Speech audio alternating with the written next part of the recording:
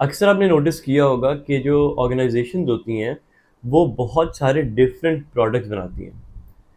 तो for instance if I talk about PepsiCo which is the company that owns the Pepsi brand and other brand as well. So they produce sliced juice, then they produce Sting, they have their Pepsi lineup. उसके अलावा they also produce Lay's. तो इतने सारे different products वो लोग क्यों बना रहे हैं? ऐसा क्यों नहीं करती पेप्सी कि वो एक ही प्रोडक्ट बनाए और एक ही प्रोडक्ट को बेचे? तो उसका रीज़न है सेगमेंटेशन. देखो सेगमेंटेशन का मतलब क्या है, सबसे पहले समझो कि सेगमेंटेशन के जो लफ्ज़ है उसका क्या मतलब है. So segmentation means sorry so segment means part. Part का मतलब क्या है? एक छोटा हिस्सा. एक बड़ी चीज़ का एक छोटे हिस्से को कहते हैं सेगमेंट. क्योंकि मार्केट बहुत बड़ी होती है तो मार्केट में बहुत सारे कंज्यूमर्स होते हैं. अब हर कंज्यूमर की जो बाइंग हैबिट है, जो करेक्टरिस्टिक्स हैं वो डिफरेंट है. तो अगर हम पेप्सी की ही मिसाल लेके चलें तो पेप्सी का जो यूज़र है उसमें ऐसे भी लोग होंगे जो फिटनेस कॉन्शियस होंगे, तो वो लोग डाइट पेप्सी पियेंगे. बहुत सारे बच्चे होंगे वो स्लाइस पियेंगे. बहुत सारे यंग एडल्ट्स होंगे जिनको ऐसी ड्रिंक्स पीना पसंद है जो कि नॉर्मल से हट के हैं. तो for instance Sting is a pretty unique drink, raspberry flavour है. सो पॉइंट हेयर इज़ कि एक मार्केट के बहुत सारे पार्ट्स होते हैं, उनको हम सेगमेंट्स कहते हैं.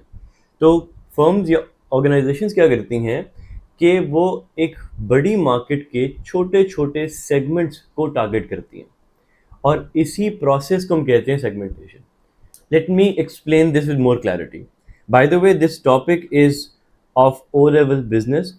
आपको ये ए लेवल बिजनेस में भी हेल्प करेगा. तो अगर किसी के दिमाग में है कि ये जो कॉन्सेप्ट है सेगमेंटेशन की ये कहाँ मिलेगा, so this would be in unit 3 chapter number 10. अच्छा, अगर हम सेगमेंटेशन की डेफिनेशन को देखें तो डेफिनेशन क्या है? डिवाइडिंग द मार्केट इन सब groups which share similar characteristics. मतलब सेगमेंटेशन का मतलब क्या है कि आपने एक बहुत बड़ी मार्केट को छोटे छोटे हिस्सों में तोड़ा और हर एक हिस्से में जो भी कंज्यूमर्स हैं वो सारे सेम कैरेक्टरिस्टिक्स जो है वो फॉलो करते हैं या उनके हैं. सो फॉर इंस्टेंस ये एक मार्केट है, ठीक है. इस मार्केट में बहुत सारे कंज्यूमर्स हैं, ठीक है. और मैं कह रहा हूँ कि ये मार्केट जो है वो लेट्स से पाकिस्तान की है. अब पाकिस्तान की जो बेवरेज कंज्यूम करने वाली मार्केट है उसमें ये दो लोग हैं जो कि हेल्थ कॉन्शियस हैं. ये जो लोग हैं ये बच्चे हैं, किड्स हैं. और ये वो लोग हैं जो कि जिनका लाइफस्टाइल ऐसा है कि दे लाइक यूनिक प्रोडक्ट्स. तो हमने पाकिस्तान की जो बेवरेज की मार्केट है उसको ब्रेक किया into 3 segments: health conscious people, kids and unique people who have unique perspectives. ठीक है. अब पेप्सी क्या करेगा, हो सकता है चले इसके अंदर एक और एडिशन भी करते हैं. मैं कह रहा हूँ कि इसके अंदर और भी ऐसे सेगमेंट्स हैं जो कि हमें नज़र आते हैं. फॉर इंस्टेंस ये वो लोग हैं, ये वो सेगमेंट है, ये सेगमेंट नंबर 4 जो मैंने बनाया है, जो कि बहुत ज़्यादा एज्ड है. ठीक है. अब ये पूरी मार्केट में सेगमेंट्स तो बहुत सारे हैं. लेट्स से हमने 10 सेगमेंट्स आइडेंटिफाई किए. अब क्योंकि रिसोर्सेज लिमिटेड होती हैं ऑर्गेनाइजेशंस के पास, तो हम 10 के 10 सेगमेंट को टारगेट नहीं करेंगे. हम क्या करेंगे, हम उन 10 सेगमेंट में से चंद एक सेगमेंट उठाएंगे, उनको एंटरटेन करने की कोशिश करेंगे by creating a designated product for them only. तो मैंने इस तरह बोला कि पाकिस्तानी बेवरेज मार्केट के अंदर और भी बहुत सारे सेगमेंट हो सकते हैं. फॉर एग्जांपल एक सेगमेंट है जो कि लेट्स से बहुत प्राइस सेंसिटिव है, ये एक अलग सेगमेंट हो गया. एक सेगमेंट ऐसा है जो कि लेट्स से बहुत लग्जरी ड्रिंक्स, एग्जॉटिक ड्रिंक्स पसंद करता है, ये एक अलग सेगमेंट हो गया. तो ऐसे 10 15 20 25 जितने भी सेगमेंट्स, बहुत सारे सेगमेंट्स हो सकते हैं. पेप्सी को जो पाकिस्तान के अंदर भी और ग्लोबली काफ़ी जगहों पे है, उसने पाकिस्तानी मार्केट में 4 सेगमेंट्स को टारगेट किया है.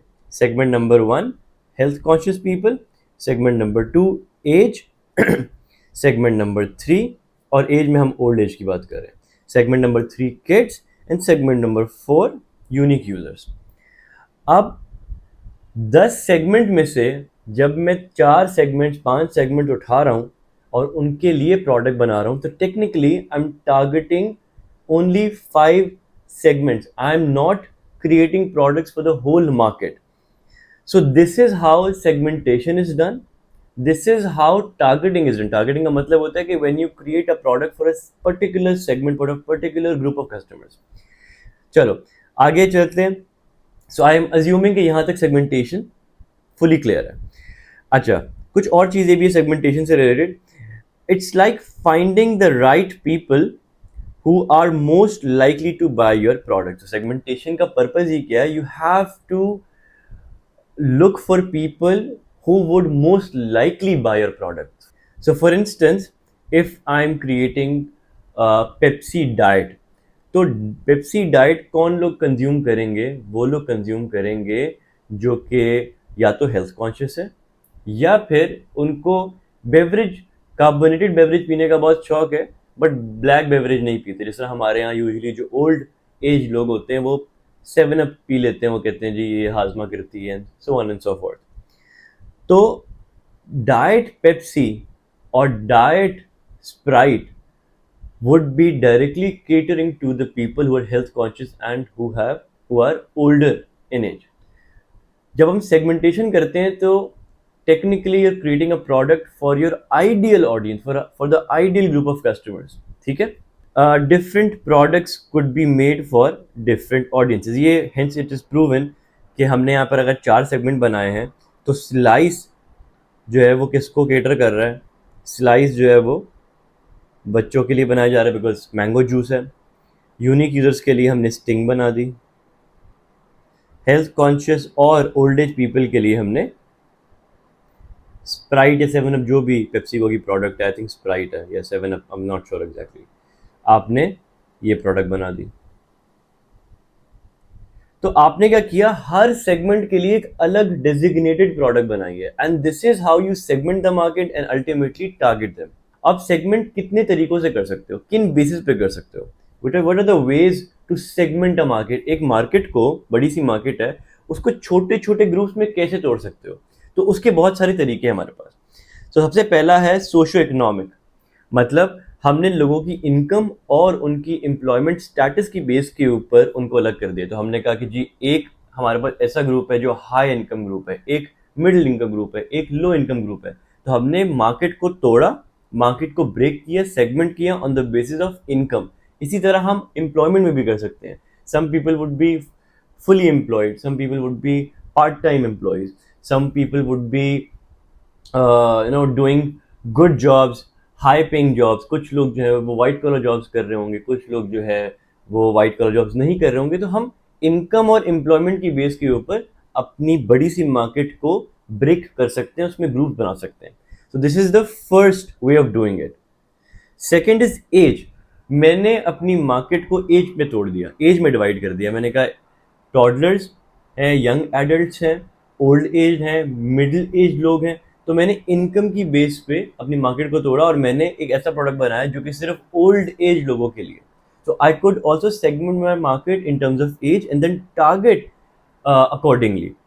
अच्छा, उसके बाद लोकेशन, कंट्रीज की बेसिस पे, कॉन्टिनेंट्स की बेसिस पे, प्रोविंसेस, सिटीज, टाउन, इन सब की बेसिस के ऊपर भी मैं मार्केट को तोड़ सकता हूँ और रेलिवेंट टारगेटेड प्रोडक्ट्स बना सकता हूँ। Then you have gender, male female. आपने जैसे आप बनाते हो एक प्रोडक्ट जो कि मेल भी यूज़ कर सकते हैं, फीमेल भी यूज़ कर सकते हैं। इसी तरह आप प्रोडक्ट यूजेज में भी कर सकते हो। कुछ ऑडियंस आपकी ऐसी होती है, कुछ सेगमेंट ऐसे होते हैं जो डोमेस्टिक यूजर्स होते हैं, जिन्होंने प्रोडक्ट खुद इस्तेमाल करनी। फॉर इंस्टेंस अगर मैं बात करूँ लेट्स से सॉसेस की, तो मैं और आप डॉल्फिन मॉल से जाके, इम्तियाज से जाके 1 किलो का पाउच लेट्स से मेयोनीज का ले आएंगे, बट सेम मेयोनीज एक बन कबाब वाला भी यूज़ कर रहा है, एक बड़ा रेस्टोरेंट भी यूज़ कर रहा है। तो बड़ा रेस्टोरेंट जो मेयोनीज लेगा कंपनी से वो 10 किलो, 5 किलो, 10-20 किलो इस तरह से लेगा, मास क्वांटिटी में लेगा और उसके नंबर ऑफ यूनिट ज़्यादा होंगे, तो उसका कमर्शियल यूज़ है। तो एग्जाम्पल के तौर पे यंग्स की अगर हम बात करें तो यंग्स का 500 ml का भी पाउच आता है मेयोनीज का, 1 kg का भी आता है। तो वो यूज़र के लिए, वो ऐसे यूज़र के लिए जो डोमेस्टिकली यूज़ कर रहा है, घरों में इस्तेमाल हो रही है। बट यंग्स अपने प्रोडक्ट्स बड़े रेस्टोरेंट्स के लिए भी बनाता है। तो फॉर इंस्टेंस ब्रॉडवे की जो सॉस है वो यंग्स बना के देता है। तो अब वो ब्रॉडवे में जो सॉस इस्तेमाल होती है वो 1 किलो 2 किलो नहीं जाती होगी, वो टनों के हिसाब से जाती होगी। So the point here is कि एक बिजनेस अपनी मार्केट को डोमेस्टिक और कमर्शियल यूज में भी डिवाइड कर सकता है। If I talk about another way of segmenting your market, that would be lifestyle.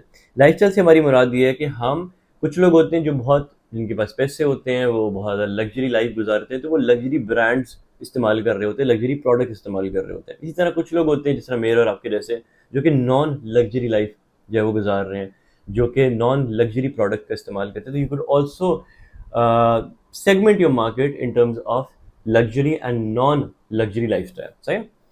अच्छा, if I talk about the advantages of segmentation, तो पहला है कि अगर हम डिफरेंट ऑडियंसेस को, डिफरेंट सेगमेंट्स को टारगेट करेंगे तो the potential of us making more money is very high. एक प्रोडक्ट सबको बेचना इज डिफिकल्ट और पोटेंशियल भी कम है, हर किसी के लिए टेलर्ड नहीं होगा product. For instance if you go back to our example of Pepsi को, तो नॉर्मल पेप्सी हर कोई कंज्यूम ही नहीं कर सकता। बहुत लोगों की हेल्थ के मसले हैं, बहुत लोग जो है बच्चे हैं वो कंज्यूम ही नहीं कर सकते, उनके लिए अच्छी नहीं है। तो आप एक ही प्रोडक्ट सबको नहीं बेच सकते, बिकॉज हर किसी की नीड्स डिफरेंट है। सो in order to make more revenue, you could potentially target different segments and you can maybe charge a premium as well. सही है? तो पहला advantage, you could make more revenue, ठीक है? So different products could be made for different segments.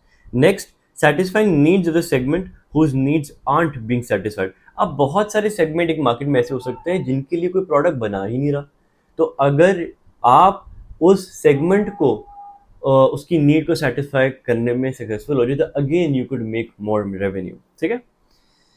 अच्छा, which method of segmentation should be use. अब मुझे कौन सा सेगमेंट टारगेट करना चाहिए। एक मार्केट में 15-20 सेगमेंट है, लेट्स से लाइफस्टाइल करना चाहिए, नहीं करना चाहिए, हाई इनकम ग्रुप करना चाहिए, नहीं करना चाहिए, लेट्स से डोमेस्टिक यूजर्स को टारगेट करना चाहिए, नहीं करना चाहिए। एक मार्केट को बहुत तरीकों से बहुत सारे सेगमेंट में डिवाइड कर सकते हैं, राइट।